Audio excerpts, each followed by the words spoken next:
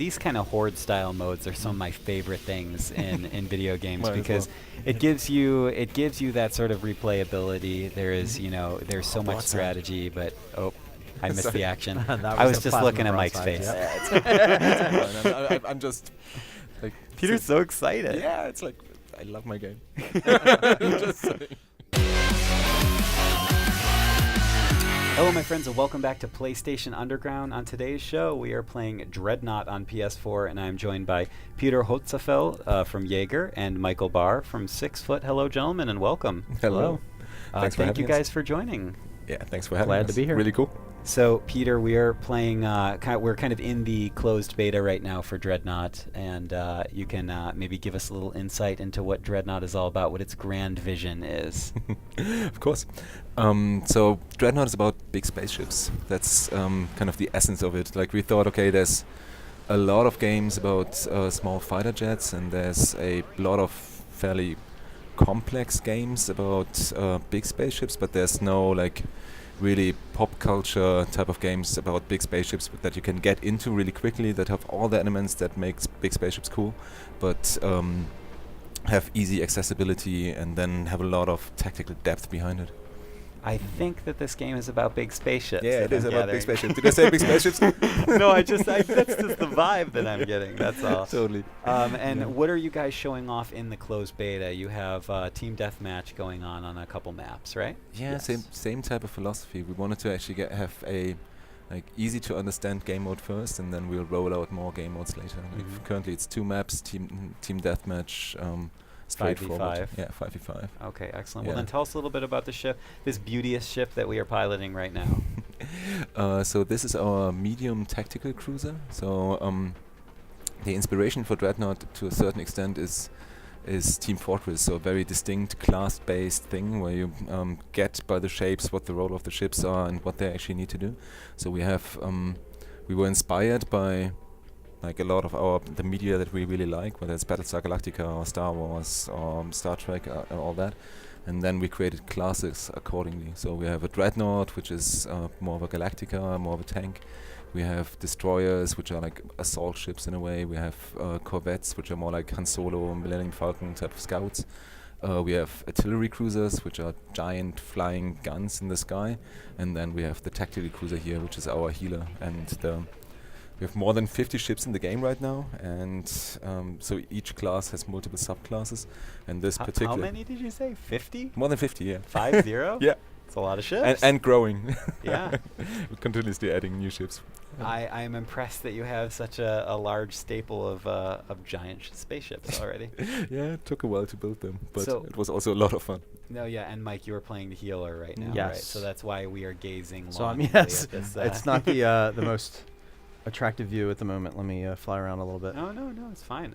Look, Mike, you're doing your job. Yes, keeping Everybody- him alive. Everybody in online games knows the healer is vital to the success of the operation. Totally. So We have is that why the ship kind of has like a white and green palette to it to kind of give it that medic look, or is that just chance? Yeah, it's in a way it's both. Like we have 3 manufacturers in the game, and one of them is House Oberon, and this ship is actually built by House Oberon. Okay. And they have this more sleek type of white, very nice shapes type of look. And there to the left you see the destroyer, which is built by Jupiter Arms, so it's more Galactica-like, like very hard edges, very military, very straight. And the third manufacturer? It's Akula. I think one of the ships down there is Akula. So they are more Russian military tech inspired. If you remember Rambo 2, like the Russian helicopter that comes in there, like more round shapes, but very functional and sturdy. I love it. Now tell us a little bit about the maps and kind of some of the design there. What brought about these play fields? So the 2 maps that we have in there are kind of in a way our framework. Like we have Rings of Saturn, which is the map that we see here, and then we have Kappa Base. One of the twists in Dreadnought is that you actually have maps in space, but also maps on planet surfaces. And obviously they play very different. Like in this map there's a lot more verticality involved. Like you can go under the giant structures in there, like have a lot of flanking options, asteroids give and provide nice cover. And then cover is more of a condensed map. It's more highlands, like color green, very nice environments, like very nice, Aesthetically pleasing. Aesthetically pleasing. But a very tight map with canyons that you can flank and go through. Very nice for corvettes to actually go into cloak mode and then sneak behind enemy artillery cruisers. But you're always restricted by, the planet surface. Yeah, of course, of course. The giant flat surface. Well, it's not flat, but you know. Yeah. So tell me a little bit about the class design then, because you went through them very quickly at the top of the show, but I kind of want to get into how your team balances that class design. What are some of the roles of those ships, and kind of like how they actually operate in a match. Yeah, for the healer, I understand. for the actual balancing madness, you would need to talk to our designers. Like, I'm sure you know everything about it. I know everything about it, every little detail, every little number I tweaked. But now I just wanted to give credit to those guys, because they do a great job in actually balancing those giant Excel sheets. And with more than 50 ships, it's and we have 4 ability slots on each of those ships. So each ability really changes the way that you play that ship. So to go a bit into that, like if you have a Dreadnought, which is our like tanky class, like the heavy classes, and then you choose the sap class below it. Oh no! And we have a lot of big explosions, by the way. You first choose your class as playstyle, like in this case, let's say Dreadnought, and then within the Dreadnought class you have multiple subclasses, depending, like fine-tuning, like there's faster Dreadnoughts and really heavy and slower Dreadnoughts, and then you have 4 ability slots, and they really change how you actually, we see that in the lower right now, they really change how you actually play that Dreadnought. So a Dreadnought could be equipped with a broadside, a warp jump, autoguns and heavy torpedoes, and then becomes this brawler that actually jumps into the action with the warp jump, dishes out broadsides, all energy to the shields or to the weapons, and then jumps out again with a warp jump. Or it could be a Dreadnought that's equipped with nuclear missiles and fighter launching bays and long-range missiles and armor amplifiers, and then becomes more of this fortress that stays a bit behind enemy lines. And I love it. More long range. I love it. And I feel like the deliberate pace of the giant ships is kind of a huge component to this game. It is. And there's a lot of, it seems like there's a lot of sort of, like I said, it's deliberate, and it opens up a lot of the strategy as well. Like, you really have to think about where you're moving, because it's not like you can just quickly duck around or, dip back under cover. Like, sometimes you have to commit to a move, right? It really depends on the ship that you're playing. In general, yes. I mean, it's a game about big spaceships, and where you move actually has a lot of impact. Like, often, especially with the bigger ships, whether you die or succeed is decided like 30 seconds before the battle actually begins, or a minute before that. But then we also have the smaller ships like the corvette, and if you equip that with a blink warp and thrust amplifiers, they actually become relatively fast. It's more the they're zipping around. Firefly reference, like I'm a leaf in the wind type of thing that actually flies around enemy ships. That's actually one of the things that influence us the most. Like, we all have these like iconic moments where you have the bird of prey uncloaking behind a ship and then unloading a torpedo, or the Galactica actually lining up a broadside, and we try to recreate those moments as much as we can. Yeah, it's gorgeous. And then tell me a little bit about, so this particular ship is which class again? So this is the artillery cruiser. It's more like the glass cannon. Okay. What a great term, by the way. Glass cannon is one of my favorite terms. Shields. You guys are helping each other out. See, it's part of the match. Yeah, so he's the quick artillery, so I got to spin around. Secondary weapon. Secondary weapon. You won't get them with the primary. Mike. So yeah. Basically, the firing angle of the artillery cruiser is fairly limited, and with the primary gun, so you have to really align your ship towards the enemy. But it also has a secondary weapon which you can modify. In this case, this was the light flak turrets. So, oh, he's behind me. Yeah. Where'd they go? When we designed that ship, we actually had Ramius in mind, like Sean Connery in Hunt for the Red October. So we always had these captains in our head. Tell me a little bit about the interface and some of the information that we have on screen, because there's a lot. You're giving us a lot, but you know it's pretty streamlined. Sheets but again. there's still Sorry. still a lot to digest. So what do we got? Yeah, I mean it's basically we try to bring in all the components that are relevant for us for big spaceships, but try to streamline them. But it's still quite a lot. So on the left side, which is now at 0, is Got myself in a crossfire. We're just Can I try one demonstrating destroyer or the. corvette? Sure. We're demonstrating the dynamic nature of these battlefields. It can change at any minute. Yeah. We're thinking about actually doing the good old couch thing where you're handing back the controller back and forth after dying. Hey, you want to take the destroyer? Take Try a turn. just real quick. Peter is going to try, and then right after that, Try to talk and play. Yeah, It can be done. it's so simple. And then right after, actually, we're just playing standard team deathmatch. But I do want us to get to some of the Havoc footage, which Havoc is a new mode deployed into the closed beta. It's available now while you're watching this, and we'll get there in a second. But that's a very different type of beast than what we're seeing here. I self-destructed. You got yourself caught between a couple ships. just like I did. Yeah. Peter, I hate to say it, but you didn't quite last as long as Mike did. Because I was more aggressive. Okay, I wanted to show you an okay. aggressive playstyle. I see. Yeah, the destroyer is more like run into somebody and That's not unload all your weapons. And what's this adorable little guy right here? So basically, that's the corvette, kind of the fast ship. You were totally right. This thing's flying. Yeah, this is it's your much your quicker than before. You can basically have an.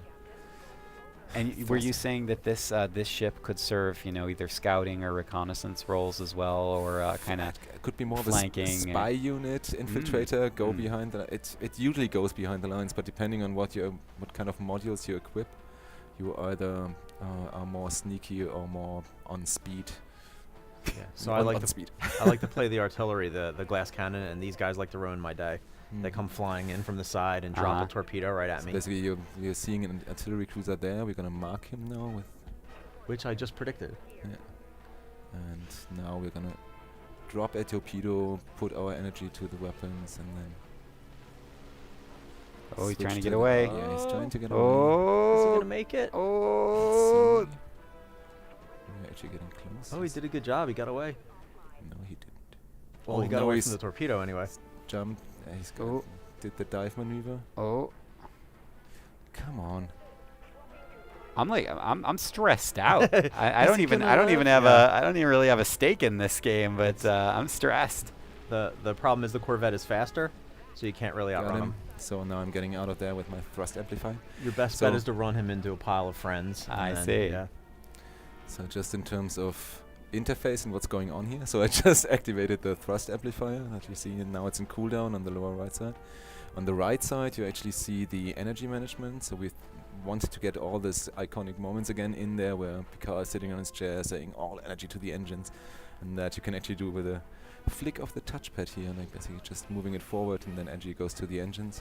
If you push it to the right, you're pulling up shields. If you push it to the left, you're putting energy to the weapons, and then down actually sets it, cancels it, and then it refills after a certain amount of time. We have the armor on the left side, like the 7000, and then the primary weapon ammunition is the 20 down there. The and yellow. then the yellow here. Awesome. And then we have a secondary weapon on this one is currently the beam turrets, but that can be modified as well. So go down Peter, there. oh, sorry. I hate to interrupt sure. the epic action, but I do want us to have time to go into Havoc mode. That is So completely okay. Let us take a quick break, and we're going to jump into the Havoc mode, Sounds which is good. coming first to PS4. Cool. Here we go. So this is a mode that's coming first to PS4, and it is definitely a different beast, a different giant spaceship than the modes that we were looking at before. Yeah, similar but very different giant spaceship, yeah. It's a 3-player cooperative mode against AI, so you're fighting waves of incoming enemies that are getting stronger and stronger, and you always have like different modifiers in each wave. They're randomized. They really alter the way that the game's played. But the core bit is actually that you and two buddies fight against enemy waves, figuring out tactics, upgrading your ship while actually going through these waves, changing ships, so different combination of ships are possible. It's really to get you into the game and figure out how to play as a team while actually fighting against giant waves of enemy ships. And so these kind of horde style modes are some of my favorite things in video games because it gives you that sort of replayability. There is there's so much strategy, but I missed the action. I was just looking at Mike's face. Yeah, I'm just like Peter's so excited. Yeah, it's like I love my game. Just saying. I mean, did you see the broadside? Did you see that? And then there's torpedoes. So yeah, this is between the waves. You collect XP depending on how fast you actually go through the waves, and then you can upgrade certain parts of your ship, and then at some point also change your ship. And in this case, the modifier for the second wave is that energy is disabled, so you can't use the shield and weapon and engines. And like you said, that's all random. So yeah. As you enter a different phase, you get the information for what's changed. Exactly. And that's an interesting design mechanic too, because that randomness opens up people's play styles to a lot of things that maybe they wouldn't be normally comfortable with in the standard PvP modes. How do you guys plan for something like that, kind of putting your players in a pinch, but still keeping it fun? Interesting question on how we plan for it. I mean, it's just a very nice design choice by some of our designers. This is mainly done by Dan, really cool Swedish designer, and some of the other guys, of course. And the randomness was one of the things that he really wanted to get in there. It's like, okay, really strong replayability and having players actually adjust to different situations, also different ships, so that they try different ships. It's a really nice touch. I like it. Yeah, it keeps it fresh, and then you want to play test the heck out of it to make sure you're not putting people in a corner. I would have thought you guys would have just, deployed it without any testing whatsoever, and just really let it solve itself out. Yeah. When people find out what you do, they say, "Do you play video games all day?" It's like, but it's important. We know that it is actually, but it's work. And how many waves are in? Is it just keep going until you hit the end, or what are we looking at? It's basically infinite. Infinite. So it's infinite waves, but there's boss fights in between. So okay. At wave 7, if I'm not mistaken, there is a boss coming in, and bosses are random too. Like each class has its own kind of boss type of situation. I love this. And we didn't touch too much on the kind of customization elements, which, hopefully we'll be able to get to another day. But any highlights you want to share with the audience in that department? Yeah, I mean, each ship is heavily customizable. It was one of the things. Again, like we want players to be able to recreate their captain fantasy, in a way. So on this one right now, you have the armor amplifier, you have anti-missile lasers. You have broadsides, and I'm not entirely sure what's on the triangle at the moment, but probably a powerful weapon called unavailable. Yes, it's unavailable, but it's gonna be. It's the powerful weapon that's counting down. It's coming soon to a screen near you. You have those 4 slots. So it's a Goliath Torpedo. So very hardcore, in-fight, close combat type of spaceship in a way. You can make that a long-range combat. Each class actually has very different playstyle based on the abilities, and then you also have 4 officers, like navigation officer, communication officer, engineering, and who's the last one? Like now talking about it. Anyhow, like 4 officer slots that function as perks, so passive abilities, and they're really there to fine tune your playstyle. Oh, that's it. That's all we had. Perfect timing, Peter. Peter, Michael, thank you guys so much. Dreadnought is the kind of the full version. The full rollout is coming this summer to PS4. Gentlemen, thank you for joining me today. Thank you very much. Thanks for having us.